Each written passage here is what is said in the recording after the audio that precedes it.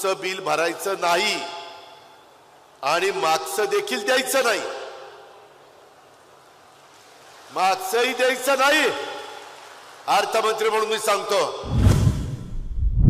विरोधक म्हणायला लागले, अरे सगळं बहिणींनाच चाललंय, सगळं महिलांनाच चाललंय, भावांना काय?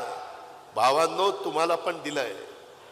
इतके दिवस आपण बटन दाबायला गेलो लाईटचं की आपल्याला लाईट बिल आल्यानंतर कसं भरायचं ह्या गोष्टीचा अतिशय अडचण यायची।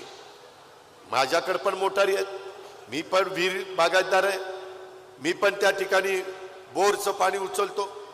त्याच्यामुळं माझ्या बरेच दिवस आमच्या सगळ्यांच्या मनामध्ये एक ना एक दिवस माझ्या गरीब शेतकऱ्याचं वीज बिल माफ करायचं अशा पद्धतीचा आमच्या डोक्यामध्ये त्या ठिकाणी येत होतं।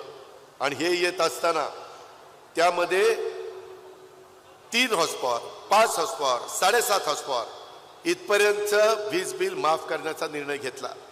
किती माझ्या भावंडांना फायदा होतो माहितीये? 44 लाख शेतकऱ्यांना त्याचा फायदा होतो। 44 लाख शेतकरी। आता तुम्हाला पुढचं बिल भरायचं नाही आणि मागचं देखील द्यायचं नाही, मागचंही द्यायचं नाही। अर्थमंत्री म्हणून मी सांगतो, तुम्ही काळजी करू नका।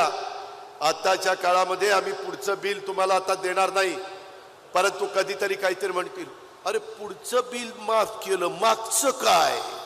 मागचं देऊ नका ना। कोण वायरमन आला तर त्याला सांगा ते अजित पवार म्हणला देऊ नका, जा अजित पवारला माग सांगा त्याला। त्या